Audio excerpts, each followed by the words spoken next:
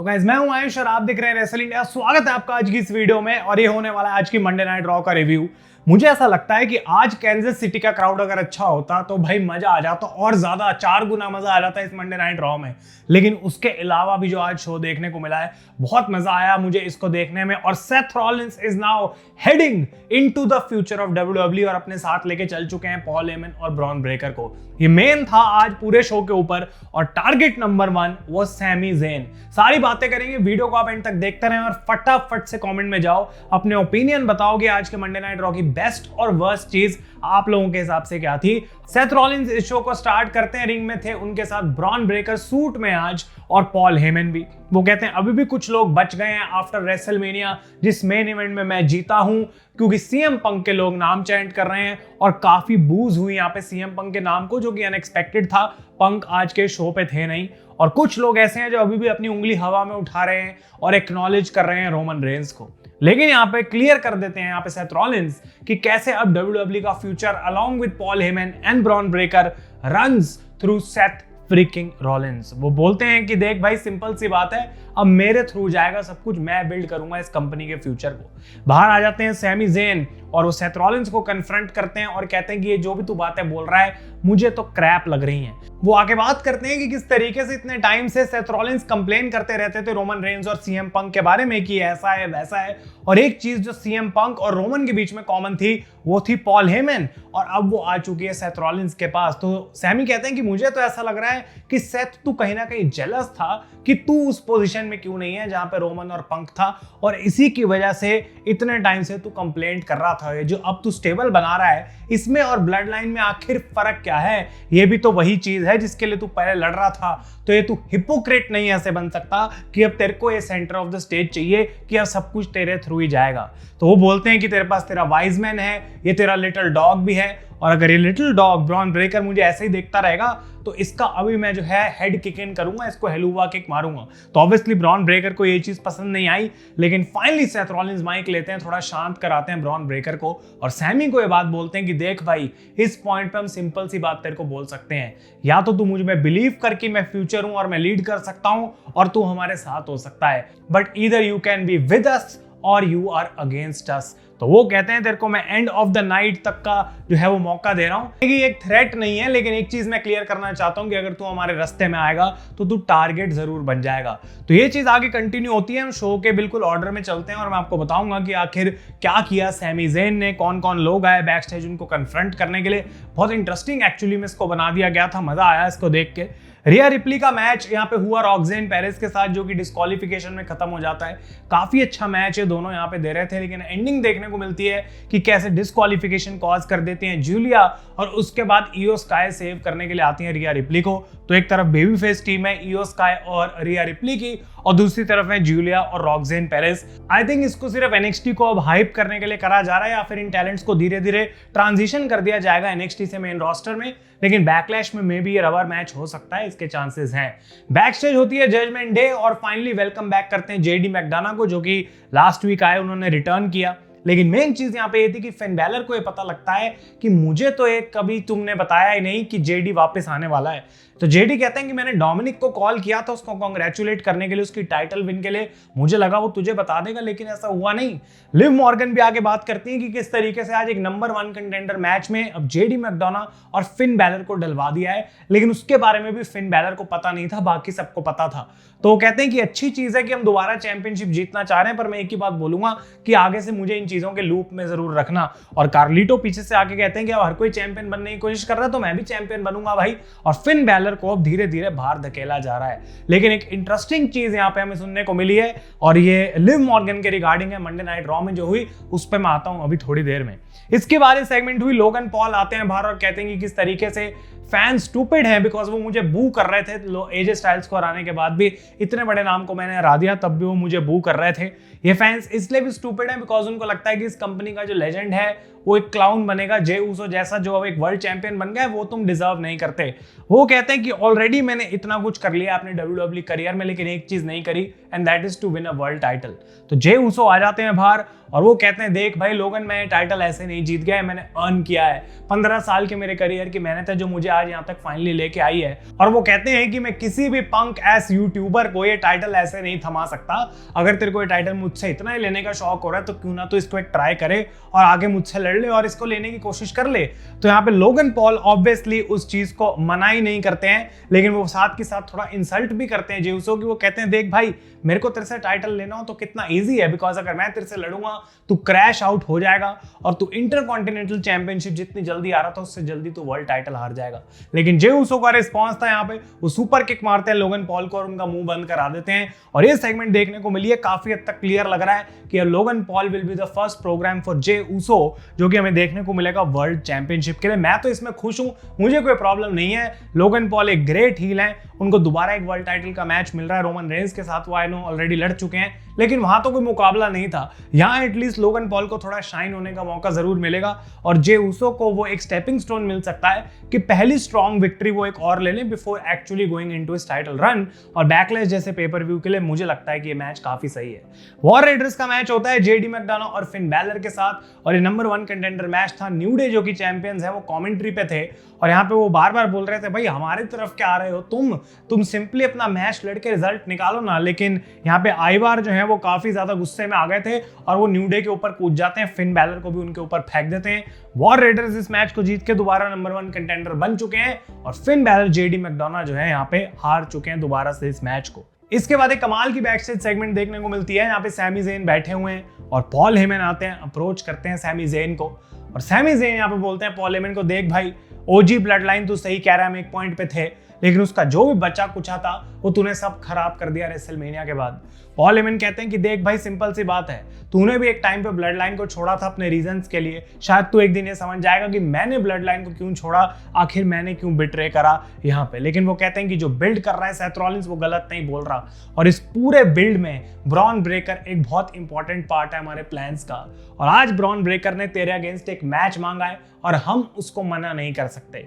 इसको टालने का सिर्फ एक ही तरीका है कि क्यों ना तू मंडे नाइट रॉ से चला जाए। एक ऐसी चीज जो कि सैमी ज़ेन को सेथ रॉलिंस ने भी बोली थी अपने प्रोमो में स्टार्टिंग में, और उन्होंने बोला था कि तू रॉ से ही चला जाएगा तो ये प्रॉब्लम खत्म हो जाएगी, तो हमारे रास्ते में नहीं आएगा। पॉल हेमन कहते हैं क्यों ना तू चला जाए। और आज निक ऑल्डिस रॉ के इंचार्ज थे, एडम पियर्स वहां पे थे नहीं, तो वो कहते हैं मैंने दोनों मैनेजर से बात कर ली है, वो इस चीज के लिए ओके हैं और इस चीज के लिए भी ओके हैं कि अगर तू स्मैकडाउन पे जाता है तो तू सीधा नंबर 1 कंटेंडर बन जाएगा अनडिस्प्यूटेड चैंपियनशिप के लिए, जॉन सीना और रैंडी ऑर्टन का winner versus Sami Zayn for that title. और वो बोलते हैं कि तू अच्छे से सोच ले, अपना टाइम ले ले, और सेथ रॉलिंस जो है तेरे पे एक फेवर कर रहा है, तेरे को ये मौका दे रहा है, तो तेरे पास बेसिकली दो ही चॉइस हैं, you can either live in the future और you can die with the past. बहुत ही बढ़िया प्रोमो था यहाँ पे और मजा आया सुन के कि कैसे सैमी ज़ेन को एक वो चीज दी गई जो वो हमेशा से अपने करियर में सोचते आए कि मैं एक दिन करूंगा पर अभी तक कर नहीं पाए, और वो एक वर्ल्ड टाइटल जीतने का मौका। ये ऑब्वियसली आगे कंटिन्यू हुआ मेन इवेंट के अंदर, उस पर मैं आता हूं अभी और उसके बारे में बात करते हैं। But next in the ring was Becky Lynch और वो एक्सप्लेन करने आई थी अपने हील टर्न के एक्शंस। और मुझे लगता है कि इस प्रोमो में काफी लोग सो गए होंगे जिस तरीके से बोल रही थी, लेकिन उनका पॉइंट ये था कि बेली ने मुझे इतने सालों तक अटैक किया, मुझे डिस्ट्रॉय करने की कोशिश करी, और अब जब फाइनली मैंने बेली को अटैक करा, वो रिवील करती है कि मैंने उन्हें अटैक करके उनकी जगह ले ली थी रेसलमेनिया में। तुम्हें को इतनी मिस्ट्री वीक्स निकालने की जरूरत नहीं है, फुटेज देखने की जरूरत नहीं है कि किसने बेली के ऊपर अटैक किया था, वो मैंने ही किया था। लेकिन जब मैंने ये चीज करी तो लोग मेरे को क्यों बैड गाय मान रहे हैं, मेरे को क्यों गलत बोल रहे हैं, इसमें कुछ भी गलत नहीं था। वो कहती है लायरा वेल्कीरिया से मेरे को इतनी होप्स थी कि ये बंदी कुछ करेगी, मेरी वजह से वो इस बिजनेस के अंदर आई, लेकिन उसने भी बेली के साथ टीम बना ली, उस बंदी के साथ जो कि मुझे 6 साल से अटैक कर रही है। तो इस चीज को लेके बेकी लिंच ऑब्वियसली बहुत ज्यादा गुस्से में थी और बाहर आती है लायरा वेल्कीरिया और वो कहती हैं कि देख, इतने लोगों ने मुझे वॉर्न किया था तेरे रिटर्न के बाद, और उनमें से एक बेली थी, उसने मुझे बोला था कि शायद बेकी अपने लिए कुछ भी कर सकती है, तुझे कभी भी लात मार सकती है, लेकिन मैंने एक फेरी टेल में बिलीव कर लिया था कि शायद मैं बेकी के साथ मिलकर टैग टीम टाइटल जीतूंगी, इससे बड़ा कुछ हो नहीं सकता है। लेकिन यहाँ पे लायरा जो है उसके लिए पे करना पड़ेगा बेकी को। बोलती हैं कि जो भी उनके एक्शंस थे, बट बेकी यहाँ से भागना स्टार्ट कर देती है। तो लायरा कहती है मुझे पता है कि तू ऐसे तो मेरे से मैच लड़ेगी नहीं, तो बैकलैश के अंदर मैच लड़ते हैं, क्योंकि बेकी मना कर देती है कि यहाँ तो आज मैं रॉ में कुछ नहीं करने वाली। और लायरा कहती है मैं अपना टाइटल भी ऑन द लाइन रखने को तैयार हूं, बिकॉज उसके अलावा तू हाँ नहीं करेगी। लेकिन वो कहती है कि मैं तेरे को डिस्ट्रॉय करना चाहती हूँ बैकलैश के अंदर, और बेकी ने लायरा को नहीं बनाया, लायरा मेड लायरा। और वो कहती है मैं तेरे से बेटर पर्सन तो बनने की कोशिश करूंगी और बन के भी रहूंगी, लेकिन मैं तेरे से ऑलरेडी बेटर रेसलर हूं। तो बेकी लिंच को गुस्सा बहुत आ रहा था यहाँ पे, लेकिन उन्होंने अटैक करने की कोशिश करी, उन्हीं को अटैक कर देती है यहाँ पे लायरा वेल्कीरिया। और ये इंटरकॉन्टिनेंटल चैंपियनशिप जो विमेंस डिवीजन का है, इसका मैच अब देखने को मिलेगा यहाँ पे बेकी लिंच वर्सेस लायरा। काफी अच्छी एंडिंग जरूर थी, लेकिन बेकी लिंच वाला पार्ट ऑफ द प्रोमो में इतना मजा आया नहीं। इसके बाद रूसेव की हमें विनेट दिखाई जाती है, इसको डिटेल में नहीं डिस्कस करेंगे, लेकिन बेसिकली वो बोलते हैं कि WWE से जाने के बाद मैंने खुद को फिक्स कर लिया। वो कहते हैं कि अब मैं किसी लड़की के लिए नहीं लड़ रहा हूँ, किसी एक फ्लैग के लिए नहीं लड़ रहा हूँ जो कभी मेरा था भी नहीं। और वो कहते हैं मैं फ्री हूं टू क्रश पीपल, इसलिए नहीं कि कोई मुझे अब बोल रहा है रूसेव क्रश, इसलिए बिकॉज अब मैं वो करना चाहता हूं, मेरे बस में है वो चीज। तो लाना आउट और बेसिकली रशिया का वो फ्लैग आउट, और रूसेव अब क्लियर है अपने आप को, वो फोकस्ड हैं कि क्या वो करना चाहते हैं। और इसके बदले में नेक्स्ट वीक उनको ओटिस से मैच मिलेगा, जो उनका फर्स्ट मैच होगा after his return. Stephanie Vaquer का मैच हुआ आईवी नाइल के साथ, चैट गेबल थे रिंग साइड पे यहाँ पे, लेकिन स्टेफनी जीत चुकी है। ऑब्वियसली वो भाई बहुत ज्यादा पीक पे चल रही हैं। ट्रिपल ए की एक्विजिशन के बाद स्टेफनी वकेर यहाँ से बिल्कुल ऊंचाइयों तक पहुंचने वाली हैं, इस बात की गारंटीड है। लेकिन एक बैकस्टेज सेगमेंट भी आज देखने को मिली, जहां पे चैट गेबल पेंटा को कन्फ्रंट करके उनका मजाक उड़ाते हैं, लेकिन वो कहते हैं पेंटा देख तूने तो अपना टाइटल शॉट खराब कर दिया रेसलमेनिया में, लेकिन मुझे तेरे भाई पे बहुत ज्यादा गुस्सा आ रहा है बिकॉज वो एल ग्रांडे अमेरिकानो से हार गया। और पेंटा यहाँ पे किक मारते हैं चैट गेबल को और ज़ेरो मिएदो करके चले जाते हैं। ये चीज अभी भी धीरे धीरे बिल्ड करी जा रही है। एज स्टाइल्स बैकस्टेज थे निक ऑल्डिस के साथ और वो अपने फ्यूचर को डिस्कस करना चाहते थे, लेकिन लिव मॉर्गन और डोमिनिक यहाँ पे आ जाते हैं और लिव मॉर्गन बताती हैं कैसे वो एक बड़ी हॉलीवुड मूवी के लिए शूट स्टार्ट करने वाली हैं और उनको थोड़ा टाइम ऑफ चाहिए, जिसके लिए निक ऑल्डिस हाँ बोल देते हैं। तो कॉन्ग्रेचुलेशंस टू लिव मॉर्गन जो कि इस चीज को अचीव कर पाई है अपने करियर में, लेकिन डोमिनिक भी छुट्टी मार रहे थे, उनको कोई छुट्टी नहीं दी भाई। और यहाँ पे एज स्टाइल्स वर्सेस डोमिनिक शायद अब हमें देखने को मिलेगा। इसके बाद Karrion Kross backstage Sami Zayn को कन्फ्रंट करते हैं और कहते हैं कि देख भाई तू जो भी डिसीजन लेगा आज सोच समझ के लियो, बिकॉज तेरा पूरा करियर जो है इसी के अराउंड बिल्ड है। तो एक छोटी सी बात वो बोल के वहां से चले जाते हैं। सैमी काफी ज्यादा यहाँ नर्वस लग रहे थे कि आखिर क्या उनको डिसीजन लेना है। इसके बाद एक कमाल का प्रोमो आज सुनने को मिला हमें पैट मैकेफी की तरफ से, और वो बोलते हैं कि इतना ज्यादा सक्सेस मैंने अपने माइक पे जो अचीव कर लिया अपने करियर के अंदर, उसकी वजह से मैं ये भूल चुका हूँ कि एक्चुअली मैं कौन सा इंसान हूँ। मेरे फादर एक टाइम पे पेचेक टू पेचेक चल रहे थे और मुझे बड़ा करने की कोशिश कर रहे थे, लेकिन वो कहते हैं कि भले मुझे इस दुनिया में मेरे अंदर सबसे ज्यादा टैलेंट नहीं है, मैं मोस्ट गुड लुकिंग नहीं हूं, लेकिन जब मैं मरूं मैं चाहता हूं लोग मुझे किसी एक चीज के लिए रिमेंबर करें। और मैंने अपनी लाइफ के अंदर जितना अर्न किया है उतना ही ज्यादा गिव बैक भी किया है। वो कहते हैं millions and millions of dollars charity के लिए अलग अलग कम्युनिटीज को पैट मैकेफी ने डोनेट करें हैं। और वो कहते हैं कि इन सारी चीजों के साथ साथ I also want to be remembered as a loyal MF। उसका फुल फॉर्म हम यहाँ पे बोलेंगे नहीं, MF गाली उन्होंने यहाँ पे दी ऑब्वियसली, जो कि सेंसर भी करी गई थी। वो कहते हैं कि पैट मैकेफी के बेस्ट फ्रेंड और Michael Cole the GOAT of WWE को अगर गुंथर हार्म करता है तो पैट मैकेफी ऑब्वियसली उसके ऊपर चढ़ेगा और गुंथर से माइकल कोल को प्रोटेक्ट करने की कोशिश करेगा। तो यहाँ पे वो गुंथर को बोलते हैं F that, कि अगर लोग मुझे आके बोलते हैं ना कि भाई गुंथर से मत लड़, तू शायद अपने लिए गलत चीज कर रहा है, F that, मैं गुंथर को बिल्कुल यहाँ पे मारूंगा। उसको वो ऑस्ट्रियन एसोल भी बुलाते हैं और यहाँ पे बेसिकली वो चैलेंज कर देते हैं निक ऑल्डिस को बाहर बुला के, गुंथर को अभी बाहर ला और मुझे उसके साथ एक फाइट दे। निक ऑल्डिस कहते हैं तुम दोनों हमारे लिए कंपनी के लिए बड़े एसेट्स हो, अभी वो कुछ नहीं होने वाला, लेकिन बैकलैश में मैच जरूर हो सकता है। और ये ऑफिशियल कर दिया गया है कि पैट मैकेफी वर्सेस गुंथर का मैच होने वाला है बैकलैश में, और गुंथर की सस्पेंशन जो है उसको लिफ्ट कर दिया जाएगा, जो कि इनिशियली एडम पियर्स ने दी थी, निक ऑल्डिस ने नहीं। तो ये काफी इंटरेस्टिंग एपिसोड था जिस तरीके से निक ऑल्डिस जो है अब वो कंट्रोल में आ गए थे और उन्होंने कुछ कुछ बड़े डिसीजंस ले लिए हैं, स्पेशली लोगन पॉल वाला अगर हम बात करें। और इसी के बाद देखने को मिलता है कि सैमी ज़ेन और जे उसो बैकस्टेज थे, जहां जे भी बोलते हैं सैमी को कि सोच समझ के लिए जो भी मुझे पता है जो डिसीजन लेगा वो अपने लिए बेस्ट ही लेगा।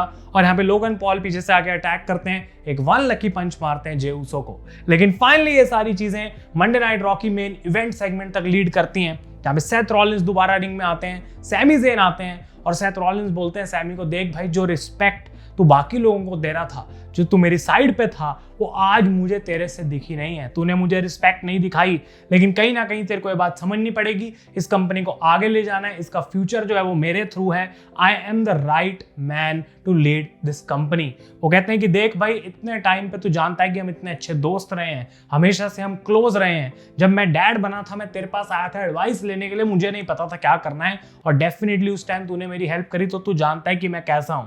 लेकिन इसके रिप्लाई में सैमी ज़ेन कहते हैं कि जो बातें भी सेथ रॉलिंस तूने आउटसाइड द रिंग के बारे में बोली हैं वो सब सच हैं, हम बहुत अच्छे दोस्त हैं, लेकिन जो बातें तू इनसाइड द रिंग की कर रहा है, मुझे ऐसा लग रहा है तू गेम्स प्ले कर रहा है। तू एक ऐसी चीज कर रहा है जानबूझ के जो तू पता है कि मेरे को अट्रैक्ट करेगी, और वो है वो वर्ल्ड हैवीवेट चैंपियनशिप। उसका मौका तू मेरे सामने आके ऐसे दिखा रहा है कि मैं उसके पीछे पीछे भाग के मंडे नाइट रॉ छोड़ के चला जाऊंगा। लेकिन तूने क्या कभी आज तक मुझे एक ऐसे बंदे की तरह जाना है जो चीजों से भाग के कहीं और चला जाए? बिल्कुल भी नहीं। वो कहते हैं सेथ रॉलिंस, मुझे फर्क नहीं पड़ता कि तू मुझे मौका दे रहा है या फिर नहीं दे रहा, because anyhow Sami Zayn will win a world championship, लेकिन मैं उसको अपने तरीके से जीतूंगा। तो रिंग के बाहर की जहां तक बात है, जहां तक हमारे फ्रेंडशिप की बात है, I also love you, I respect you जो है, लेकिन जहां तक बाकी बात तेरी है, जो बातें तू कर रहा है, जो मुझे ऑफर तू दे रहा है, Seth Rollins you can go to hell.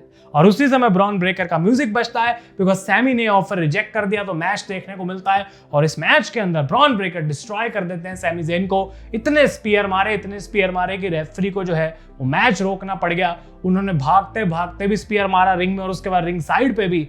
और उस टाइम पे भी सेथ रॉलिंस ये ऑफर दे रहे थे सैमी को कि जो पॉल हेमन ने तेरे लिए डील बनाई है वो है तेरे पास और तू एक्सेप्ट कर सकता है, बट स्टिल सैमी ज़ेन कहते हैं गो टू हेल।